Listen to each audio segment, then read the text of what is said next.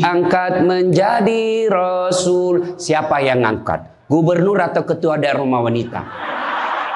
Oleh Allah yang kuasa. Allah itu siapa, Mak? Pencipta alam semesta. Itu lagu ibu-ibu dulu, mengajarkan sejarah Nabi. Sekarang apa lagu-lagunya ibu-ibu? Modern mereka, sarjana, istri pejabat, tapi tidak tahu sejarah Nabi. Apa lagunya ibu-ibu sekarang? Yuk, yuk ayo. Yuk ayo, yuk ayo. Apa itu ayo ayo? Ayo apa? Ayo apa? Putar ke kiri nona, putarlah ke kanan. Beleng-beleng. Apa itu? Apa gunanya itu lagu-lagumu itu? Putar ke kiri, putar ke kanan. Apa?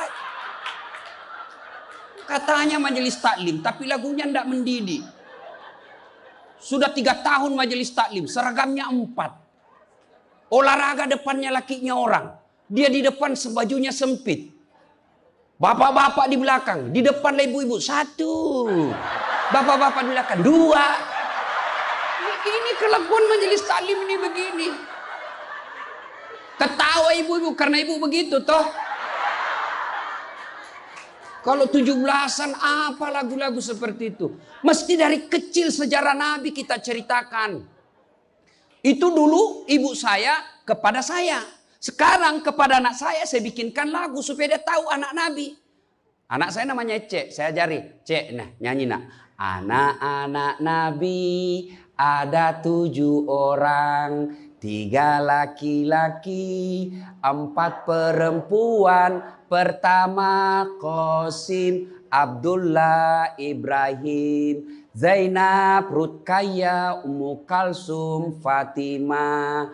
Ibunya bernama Siti Aminah. Ayahnya bernama Abdullah. Kakeknya bernama Abdul Muthalib. Pamannya bernama Abu Thalib. Ibu baru tahu toh 7 anak Nabi? Ya. Berapa laki-laki? 3. Berapa perempuan? Anak pertama? Qasim. Coba. Ini dari sini kita tahu lagu. Maka ibu harus pandai-pandai mendidik anak. Memperkenalkan sejarah Nabi. Supaya mereka cinta kepada Nabi. Maka ini tujuannya maulid. Bukan kita mau bidah-bidah. Sekarang ada juga baru belajar agama 2 bulan. Itu pun melalui YouTube. Seolah-olah dialah menjadi panitia hari kiamat. Ini maulid bid'ah. Tidak ada pada zaman Nabi. Tidak ada pada zaman sahabat. Pada tabi'in, tidak ada semua itu. Saya bilang, bos, memang tidak ada pada zaman Nabi. Tidak ada pada zaman sahabat. Kenapa? Mereka hidup sesama dengan Nabi. Mereka lihat Nabi. Segar ikatan mereka soal Nabi. Mereka tahu sejarah Nabi. Jadi tidak perlu dituturkan. Sekarang kita sudah 1400 tahun yang lalu. Banyak umat Islam. La ilaha illallah. Muhammad Rasulullah. Tapi dia tidak tahu siapa anaknya Nabi. Maka perlu kembali diingatkan. Jadi kalau orang mau maulid, hargai. Jangan malah dibilang sesat. Masuk neraka. Nenekmu punya neraka. Yang paling enak, yang tidak mau maulid silahkan. Tidak usah. Yang maulid silahkan. Yang maulid ini jangan kau tuduh mereka sesat. Ayo kita saling memuliakan, menghargai sesama muslim. Ya, ini 1 maulid. Yang kedua, ibu-ibu, bagaimana kita maulid ini bisa menjadi bawa pulang, diamalkan. Apa yang diamalkan? Ayo kita sejarah kisah-kisah Nabi saja dulu. Ya, paling gampang sudah. Berapa istri Nabi? Berapa? Ini bu biar tahu, enggak mau duga dia jawab ini. Berapa? 11. Coba lihat. Istri pertama namanya Khadijah. Tua berapa tahun? 15 tahun lebih senior dari Nabi. Sebelum menikah dengan Nabi, beliau paling kaya di Mekah. Paling kaya di Mekah. Menikah dengan siapa? Muhammad bin Abdullah. Pegawainya waktu itu, karyawannya. Lalu Khadijah selalu cerita-cerita kelebihan Muhammad kepada asistennya. Namanya Nafisah. asistennya. Dia selalu cerita, ini Muhammad baik, jujur, kinerjanya bagus, disiplin, sopan ngomong, nguntung juga baik. Nafisa paham. Oh, bunda ini senang sama Nabi Muhammad. Waktu itu belum jadi Nabi. Akhirnya apa? Nafisa jadi tim sukses. Tapi bukan tim sukses pilkada. Disuruh bikin baleho 10, cuma 5 dia bikin. Hilang 5. Ya kan? Ini Nafisa datang kepada Muhammad. Muhammad, bagaimana kalau ada perempuan suka kamu? Alhamdulillah. Tapi ini perempuan lebih senior dari kamu. Tidak ada masalah. Lebih tua 15 tahun. Tidak ada masalah. Tapi dia sudah 2 kali janda. Tidak jadi masalah. Tapi dia bosmu. Tidak jadi masalah. Yang jadi masalah, benar tidak dia senang sama saya? Kata Nafisa, tenang mas bro. Saya punya urusan. Jangan lagi cari dah hadis mas bro. Tidak ada. Lalu datanglah Nafisa kepada Khadijah. Bunda, bagaimana menurut bunda kalau ada laki-laki senang bunda? Alhamdulillah, terbuka jodoh. Tapi ini lebih muda dari bunda. Tidak jadi masalah. Lebih muda 15 tahun. Tidak jadi masalah. Tapi dia anak buahnya. Tidak jadi masalah. Yang jadi masalah, benar tidak dia senang sama saya? Kata Nafisa, tenang bunda, saya punya urusan. Ini namanya tim sukses yang tidak mempermalukan kedua belah pihak. Coba kalau Nafisa mau memanfaatkan situasi. Maka dia datang kepada Muhammad. Muhammad, dia suka kok bos. Tenang aja, ambil semua hartanya. Dia terlalu senang sama kamu. Nafisa kan tidak. Berarti ibu-ibu jaga perasaan orang. Jaga harga diri orang. Jangan permalukan orang. Meskipun ibu tahu ada aib dalam dirinya.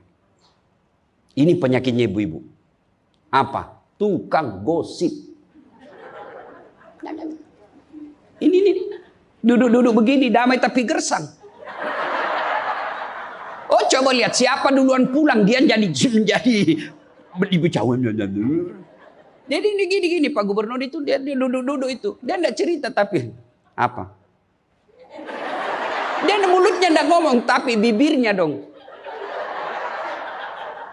Memang fitrahnya. Apa begitu orang sini? Bukan cuma di sini. Orang Amerika juga tukang gosip perempuannya. Fitrahnya. Maka Nabi katakan kalau perempuan mau selamat, jaga mulutnya, aman dia masuk surga.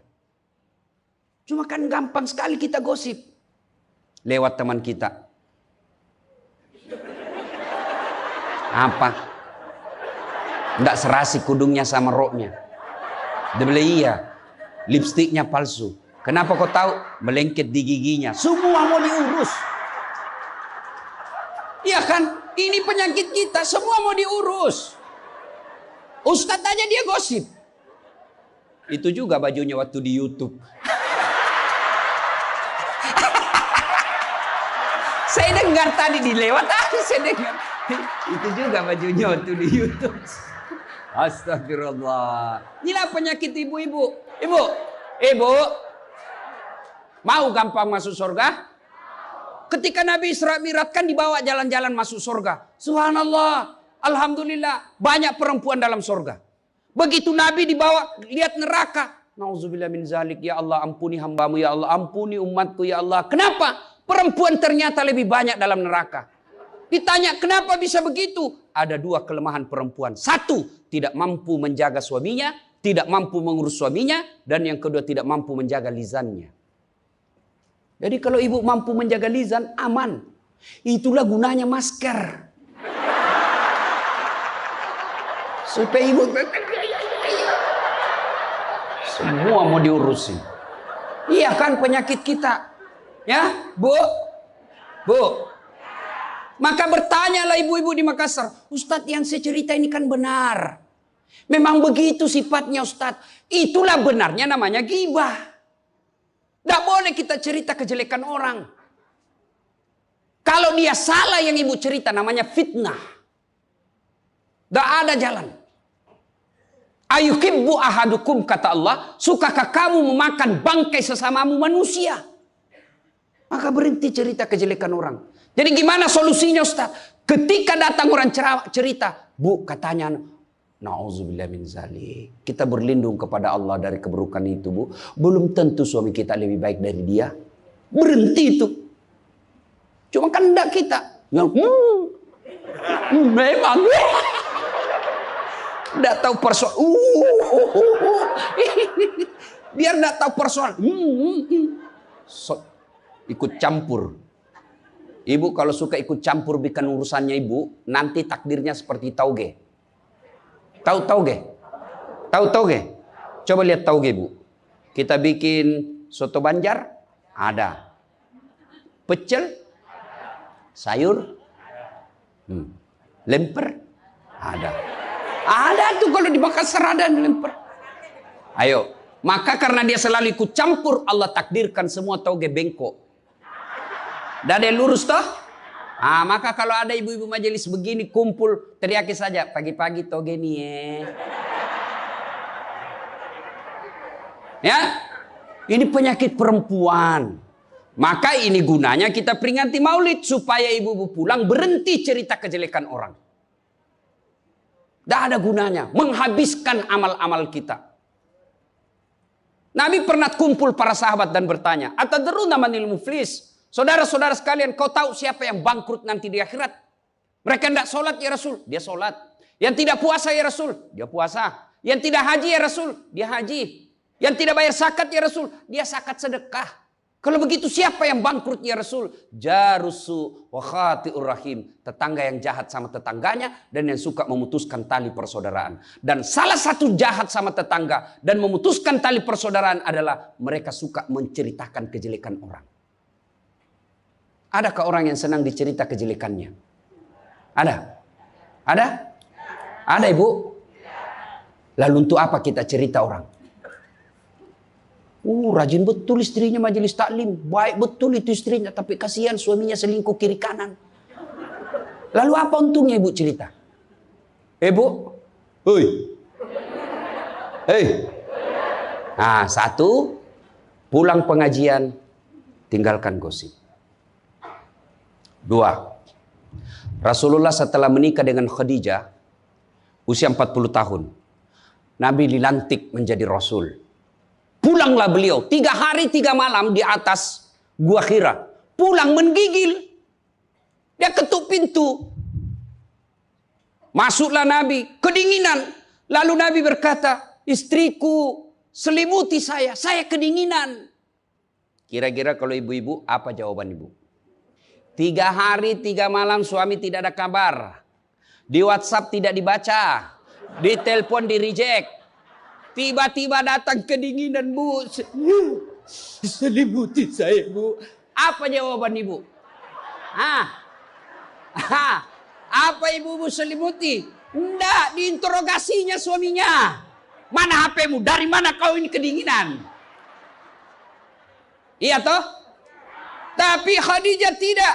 Khadijah tidak pernah sangka buruk kepada suaminya. Apa kata Khadijah? Sami'na wa ata'na. Hikmah yang kedua buat ibu-ibu, sangka baiklah kepada suami.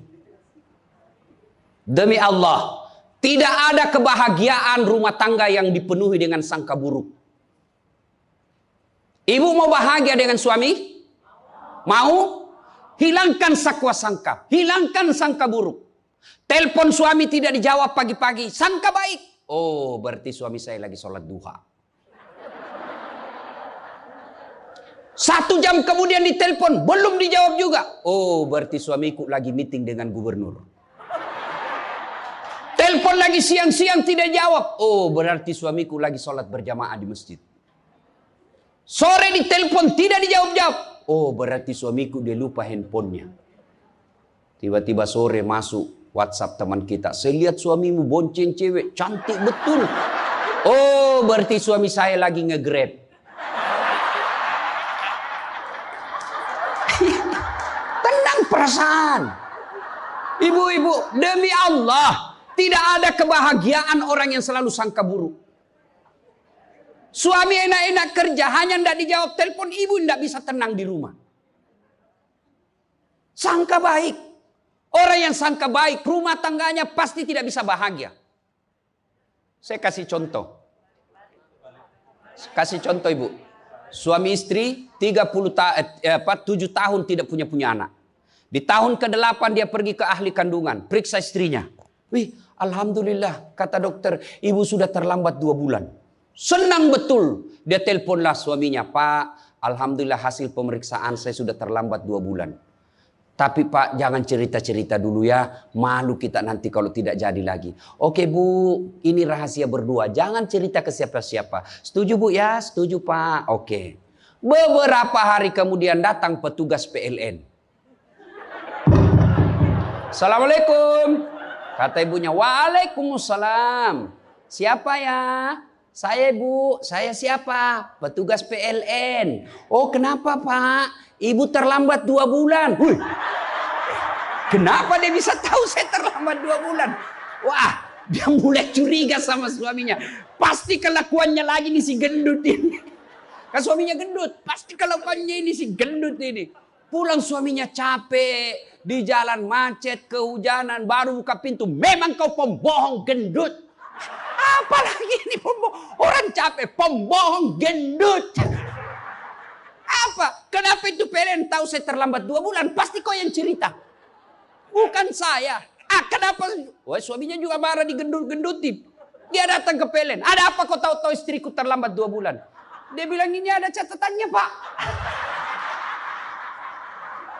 Kau hapus ini. Ya boleh Pak. Tapi Bapak bayar dulu. Kalau saya tidak mau bayar. Ya terpaksa punyanya Bapak diputus. Kalau punya aku diputus, apa dia pakai istri saya di rumah? Dia terpaksa pakai lilin.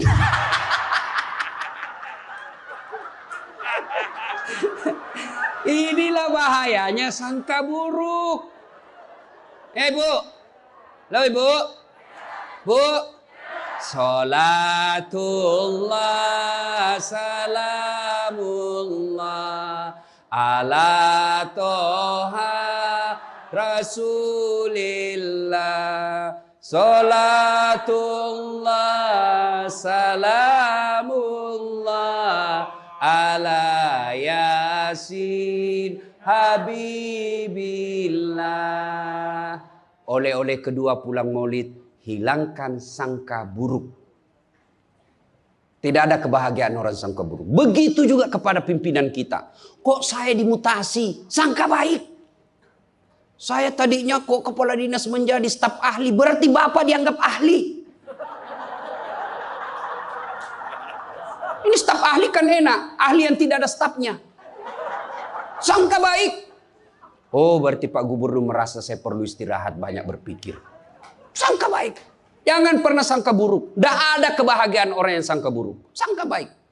Saya dalam hidup saya, betapa banyak Allah kasih pelajaran. Saya baru tahu maksud Allah yang baik setelah beberapa saat berlalu. Begitu ada kejadian sangka baik saja. Tunggu akan muncul. Oh ini maknanya ini. Tamat SMA kan saya daftar polisi Bu. Tentara. Akabri. Begitu tes fisik. Tidak lulus. Kenapa? Ceper. Tidak cukup tinggiku Bu. Saya protes kepada Allah, ya Allah kenapa kau lahirkan saya dalam keadaan pendek? Kau tidak jadi rugi jadi Tuhan kalau saya jadi tentara. Teman saya lulus waktu itu Bu. Dia sekarang polisi 2 bunga, reserse, baret merah. Saya lulus pakai baret putih. Alhamdulillah jadi ustadz. Alhamdulillah karena baret putih saya pakai, mulai baret hiram sampai baret merah, saya ceramai semua. Yang terbaik. Gubernur sebelumnya kepala dinas. Tiba-tiba kita tidak ada jabatan. Sangka baik. Itulah hidup. Jangan pernah sangka buruk. Begitu juga kepada suami. Sangka baik. Tidak ada ketentraman bagi rumah tangga yang selalu disertai sangka buruk. Dan ibu enaknya jadi istri. Karena ibu tidak tanggung dosanya suami. Saya bilang sama istri saya, Mama nyecek. Kan ibu-ibu sekarang suka sekali periksa handphone. Untuk apa periksa handphonenya suami Bu? Coba jelaskan saya, untuk apa? Ayo yang suka periksa handphonenya suami ini. Untuk apa Ibu? Setelah tahu ibu mau apa? Ternyata besok-besok ada masalah yang tidak menyenangkan hatimu, apa yang kamu lakukan? Mau diceraikan, saya ceraikan kamu. Daripada kau menderita mendampingi saya, sudah, kita selesaikan baik-baik. Dan kau tidak mungkin Kuceraikan kau pagi, sore saya sudah dapat. Nah sekarang apa maumu? Sakit hati aja. Ayah. Dan hebatnya perempuan Islam, kalian tidak menanggung dosanya suami. Kalian tidak akan menanggung dosa suami. Ya, beda kalau laki-laki. Kalau laki-laki, dosa istri kita tanggung. Kalau suami menanggung dosa istri. Istri tidak pakai jilbab, istri tidak sholat, istri tidak puasa, istri tukang gosip, istri suka keluyuran. Suaminya ditanggung dosanya nanti. Ku ampusakum wa ahlikum nara. Beda istri. Suami pezina, suami koruptor, suami narkoba, suami penjudi, suami tukang tipu. Ibu tidak tanggung dosanya suami. Itulah enaknya jadi perempuan Islam. Bahkan kalau dia sholat, dia puasa Ramadan, dia jaga harga dirinya, dia patuhi suaminya. Kata Nabi, tadahulul jannati bisalam. Silahkan ibu mau masuk pintu surga mana saja. Makanya sangka baik saja, tidak usah sangka buruk. Ada ibu-ibu curhat sama saya tengah malam, Ustaz.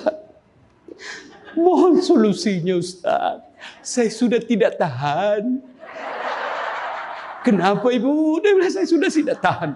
Saya minta solusinya Ustaz. Saya sudah tidak tahan. Memang kenapa? Saya ini sudah 21 tahun menikah Ustaz. Tidak tahan. Saya bilang dalam hati. 21 tahun tidak tahan.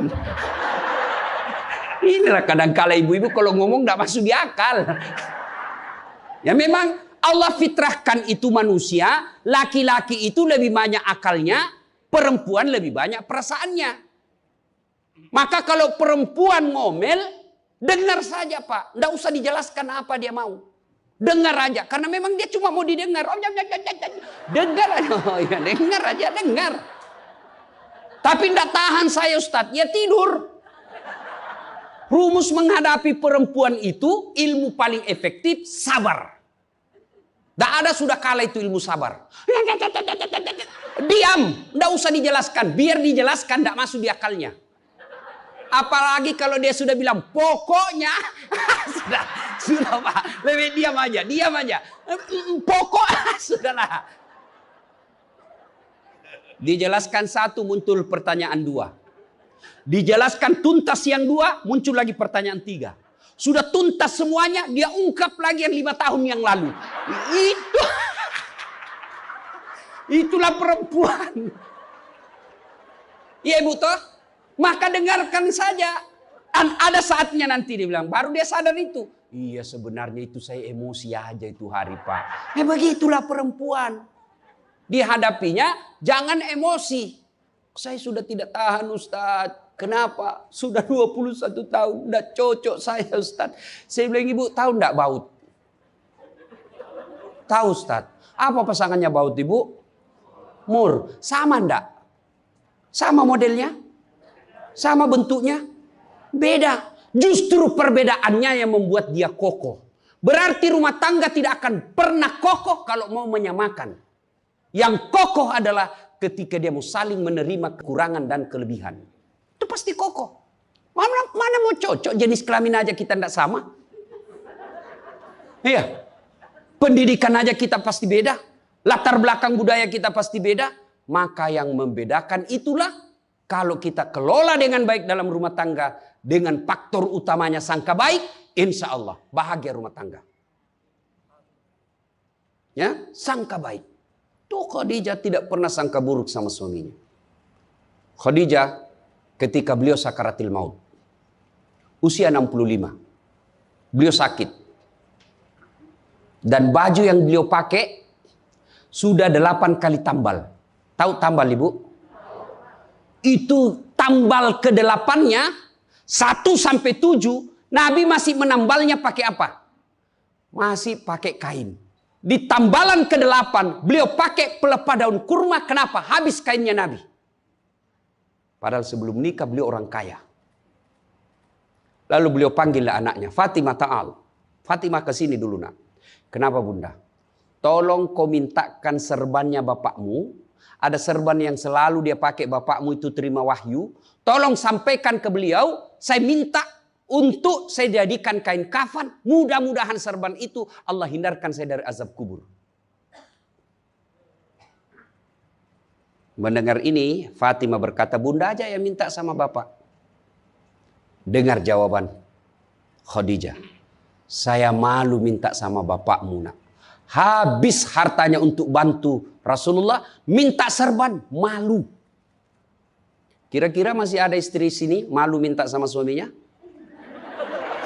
Pak Gubernur, masih ada kira-kira malu minta sama suami? Bukan diminta, dicuri. Ayo, itulah Khadijah.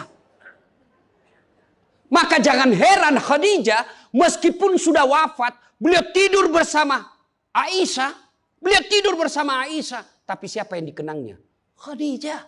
Rasulullah hanya berkata, seolah-olah saya mendengar trompa kakinya Khadijah. Seolah ada Khadijah dalam rumah kita. Aisyah cemburu. Ya Rasulullah, ada apa sih kelebihan Khadijah? Khadijah sudah wafat. Kau nikahi 2 kali janda. Lebih tua dari kamu. Kenapa Khadijah terus? Dengar jawaban Nabi. Kau tidak pernah mampu mengimbangkan, menyandingkan atau menyamakan dirimu dengan Khadijah. Ketika tidak ada orang percaya kepadaku, Khadijah orang pertama yang percaya kerasulanku. Ketika orang memboikot saya tidak boleh bertransaksi ekonomi kepada Muhammad, hartanya habis untuk membantu perjuangan dakwah. Maka jangan heran Rasulullah sangat mencintai Khadijah. Jadi kalau ibu mau dicintai suami lahir batin, jadilah seperti Khadijah. Bukan karena cantiknya, bukan karena kayanya, tapi kebersihan hatinya Khadijah. Kita itu laki-laki kan tergantung perempuannya. Kalau perempuannya baik, akhlaknya baik, tidak mungkin tergoda suami. Ibu mau? Suami tidak macam-macam mikirnya. 3 aja resepnya. Pegang ini, kau kuasai suamimu. 1. Buat matanya senang. Artinya apa? Ibu penampilan cantiklah di depan suami. Kalau suami senang selalu pakai baju merah, pakai itu baju merah tiap hari. Kalau suami senang warna-warna emas, pakailah itu tiap hari. Ya. Tapi saya tidak senang warna begini, Ustaz. Bukan untuk ibu, tapi untuk menyenangkan suami. Dandannya seorang istri, menyenangkan hati suami, itu ibadah buat seorang wanita. Yang kedua, buat perutnya senang. Bagaimana caranya? Bikinlah masakan kesenangan suami. Kalau tidak bisa tiap minggu, sekali sebulan. Ketika terima gajinya suami, terima honornya suami, ya WhatsApp suami, SMS suami, telepon suami. Bang, jangan makan di luar hari ini. Hari ini saya masak spesial buat abang.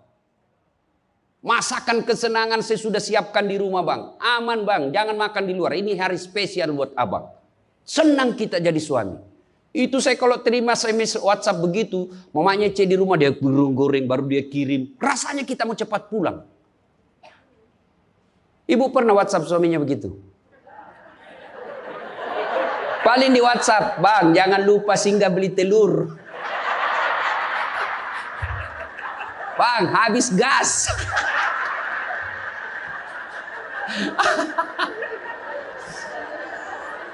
Kok tahu Ustaz? Ya saya rasakan juga. Pernah suatu kali Pak Gubernur pulang, saya ceramah takziah malam-malam di Makassar. Tiba-tiba masuklah WhatsApp-nya mamanya C. Ustaz, habis pembalut. Aduh. Tidak mungkinlah sopir saya suruh ini istri saya. Sudahlah, saya singgah, saya berdoa mudah-mudahan tidak ada yang kenal saya. Begitu saya bayar, ada ibu-ibu datang, Ustaz beli pembalut. Saya jengkel, langsung saya balik. Biar daripada saya melahirkan, udah. Tenang perasaan. Mungkin ego kita ini buat kita juga laki-laki. Ya, kadangkala ego naik. Masa saya eselon? Masa saya kepala dinas? Masa singgah beli pembalut?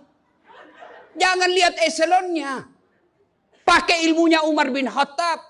Umar bin Khattab, ada sahabat yang selalu mau datang, mau laporkan istrinya. Kenapa istrinya suka ngomel? Maka dia berharap Umar panggil istrinya supaya dinasehatin. Begitu dekat dengan Umar bin Khattab, dekat dari rumahnya Umar, dilihatnya Umar juga dimarahi sama istrinya. Balik dia bilang, Pak Umar aja dimarahin. Balik besok ketemu, ya Amirul Mukminin, presiden lah waktu itu. Saya lihat kemarin Anda istri ngomel-ngomel, Anda senyum saja. Dengar ini jawaban bapak-bapak ini, para pejabat nih yang hadir. Dengar apa jawaban Umar. Begitulah cara saya berterima kasih kepada istriku yang telah hamil, melahirkan, dan menyusui anak saya. Coba, hilang itu emosi Pak, hilang itu harga diri. Kalau kita sudah ingat bagaimana susahnya itu ibu melahirkan, hamil. Masih ingat ibu-ibu waktu hamil? Masih? Ada ndak enaknya itu orang hamil? Untung saya tidak pernah hamil.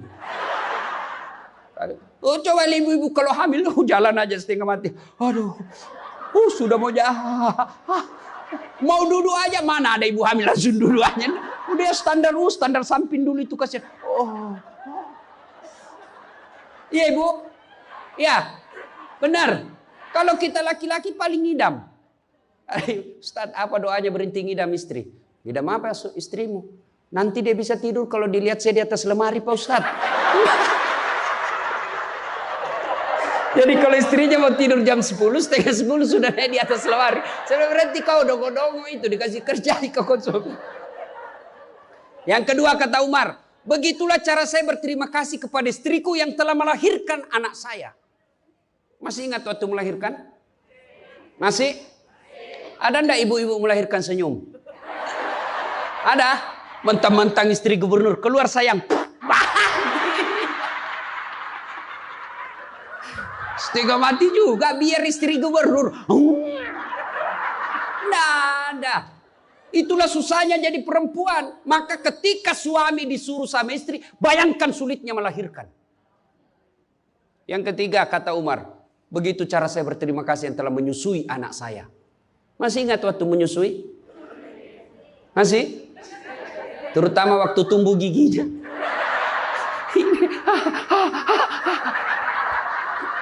Masih ingat tak?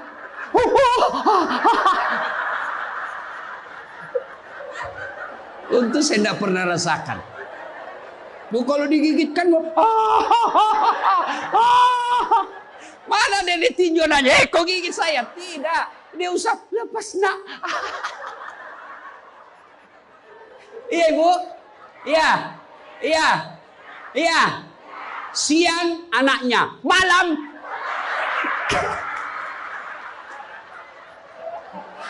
Salatullah, salamullah, ala toha Rasulillah.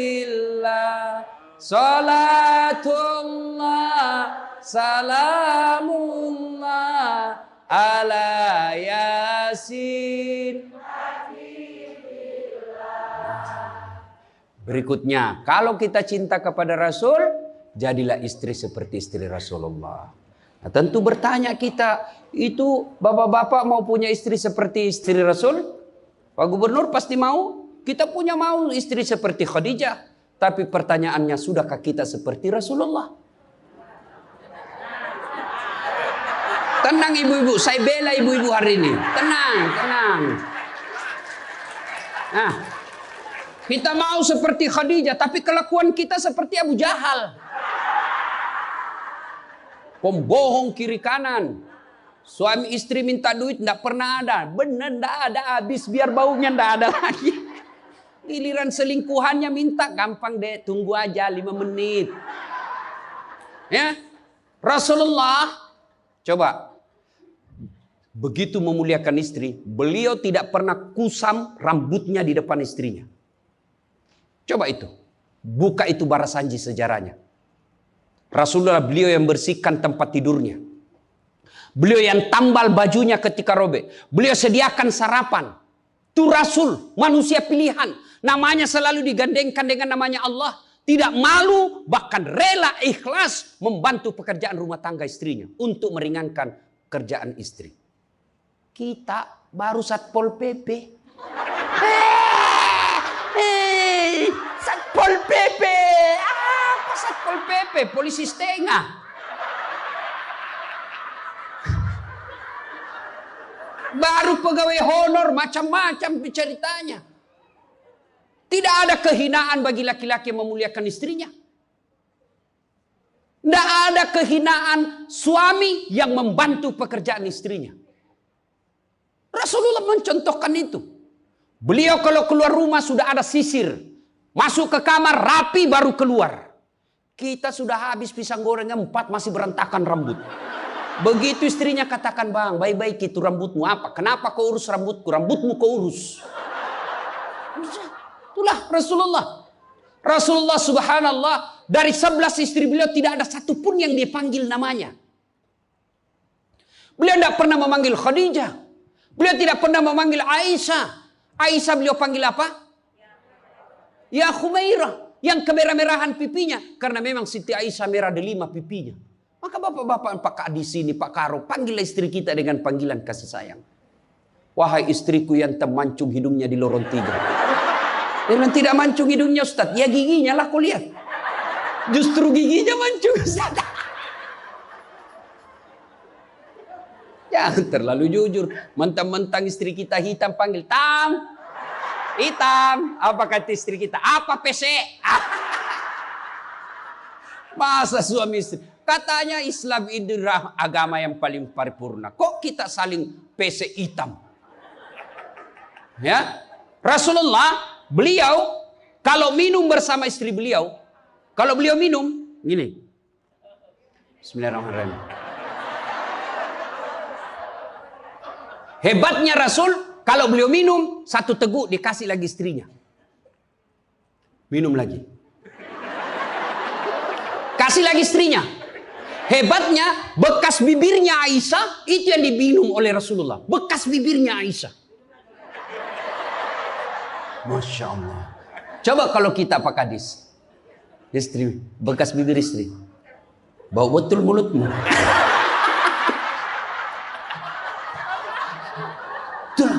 Maka kalau ibu bapak mencontoh Rasulullah, maka rumah tangga pasti bahagia. Dia bukan cuma surga akhirat menunggunya. Di dunia dia sudah dapatkan surga. Nggak usah ikut parenting. Quality time. Apa itu? Belajar saja sama diri Rasulullah. Kita ini sudah miskin di dunia. Rumah tangga kita kadang-kala ngontrak-ngontrak. Tidak tahu lagi kewajiban istri kepada suami. Suami tidak tahu kewajiban kepada istri. Maka di dunia dia susah sanggara. Di akhirat apalagi nanti. Maka kalau kita tidak bisa dapatkan kekayaan sorga di dunia. Dengan harta. Maka dapatkan kebahagiaan itu dengan memperbaiki hati dalam rumah tangga. Suami tahu kewajiban kepada istri. Istri pun melaksanakan tugasnya kepada suaminya. Itu Rasulullah. Rasulullah subhanallah. Manusia mulia tidak pernah menghina istrinya. Maka jadilah suami seperti Rasulullah Muhammad SAW. Ibu bapak saudara-saudara sekalian. Suatu kali Umar bin Khattab menangis. Tiba-tiba ketawa lagi. Menangis lagi. Datanglah sahabat bertanya. Wahai Umar, kok sudah gila apa? Umar waktu itu sudah jadi presiden. Beliau katakan, bagaimana saya tidak ketawa? Saya mengingat waktu sebelum datang Muhammad SAW. Saya pernah memakan Tuhanku. Dia bikin berhala dari roti. Lalu dia makan itu Tuhannya. Dia bilang bayangkan hebatku dulu sebelum ada Muhammad. Tuhan pun saya makan. Kan dia ketawa. Lalu kenapa engkau menangis ya Amirul Mukminin? Saya bayangkan sebelum Nabi Muhammad SAW datang di tengah-tengah kita. Saya pernah mengambil anakku yang masih orok, merah, saya rebut dari istriku, lalu saya bawa ke belakang rumah, saya gali pasir, saya tanam sendiri anak perempuanku itu, lalu saya timbun, saya lompat-lompat di atasnya karena saya anggap ini perempuan anak pembawa sial. Begitu zaman jahiliyah. Alhamdulillah setelah ada Muhammad, mampu melahirkan kita seperti sekarang ini, bisa membedakan yang hak dan yang batil. Berarti Rasulullah dikenang kehebatannya, karena berhasil memimpin, mengarahkan umatnya dari jahiliyah menjadi seperti yang kita nikmati sekarang ini. Berarti Pak Gubernur, kalau Bapak ingin dikenang sebagai pejabat, bukan hanya memperbaiki diri, tapi memperbaiki rakyat Sumatera Selatan. Dan Alhamdulillah saya senang sekali mendapat berita Bapak punya program yang sangat memuliakan kebaikan. Bukan Islam, kebaikan. 1 desa, 1 lurah, 1 rumah tahfiz. Meskipun Bapak sudah tidak menjabat sebagai gubernur, Selama rumah tahfiz itu dimanfaatkan, maka itu akan menjadi amal kebaikan dunia sampai di akhirat. Tapi percayalah, tidak mungkin Pak Gubernur hebat tanpa didukung sama istri. Tidak mungkin. Ini istri tidak kelihatan perannya, tapi menentukan SK. Benar. Biar Pak Gubernur senang sama Bapak, kalau istri Pak Gubernur tidak senang, berpengaruh itu tanda tangan. Memang sudah itu begitu yang namanya kehidupan manusia. Saya juga tidak bisa hebat ceramah begini kalau istri saya tidak mendukung. Saya mau bikin naskah, digangguinya saya. Bikin sama bapakmu, cepat kau ambil itu. Nangis anak, mana bisa kita bikin naskah? Begitu kita mau ceramah, dia curi kita punya naskah. Apa? Mana bisa? Allah Subhanahu wa Ta'ala berfirman, mana sudah ini? Mana naskah kita? Maka yang terpenting kembali dalam maulid kali ini, mari jadikan rumah tangga kita sebagai pintu sorga, meraih sorga yang sebenarnya. Jangan berpikir di dunia tidak ada sorga. Kita kan selalu berdoa, fid dunya hasanah, wa fil akhirati hasanah. Selamat di dunia, selamat di akhirat. Apa itu fid dunya hasanah?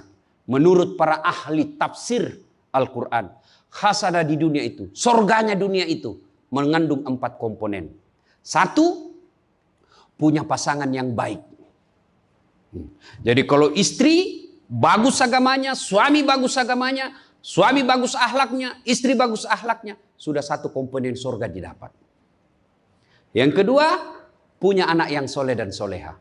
Tidak ada gunanya pangkat jabatan kalau anak kurang ajar. Ibu-ibu nih, kalau ibu meninggal siapa yang doakan? Suami. Tidak bakal, dia kawin lagi. Siapa yang doakan? Anak. Maka berhasilan ibu, saya setuju dengan pernyataan Pak Gubernur. Kalau mau hebat ini provinsi kita, ibu-ibunya harus menjadi pesantren pertama. Sayang, seribu sayang, ibu-ibu sekarang banyak yang gagal mendidik anak. Dihormati di luar, dimuliakan di kantor, sampai di rumah dimaki-maki sama anaknya. Itu siapa yang gagal? Ibunya. Kita kadang-kala bahagia, hebat kalau anak kita pintar bahasa Inggris. Hebat anaknya Ustadz, pintar bahasa Inggris. Apa hebatnya? Banyak yang bisa begitu. Masa banyak Ustadz? Ya sudahlah, ke Inggris lihat itu anak-anak di sana. Anak-anak di sana semua pakai bahasa Inggris, Bu. Memangnya kalau ibu nanti meninggal, anak berdoa pakai bahasa Inggris? Oh my God. Please help me my mother. Enggak. Pasti pakai bahasa Padang. Kepado, lindungi lo. Pasti. Ya, maka ibu-ibu didik anak. Yang ketiga komponen punya surga dunia, apa itu? Punya harta yang bermanfaat, bukan harta yang banyak. Mana harta yang bermanfaat? Harta yang banyak digunakan orang lain menjadi amal soleh-soleh, amal jariah. Bu-ibu nih, yang punya emas berlian, cincin.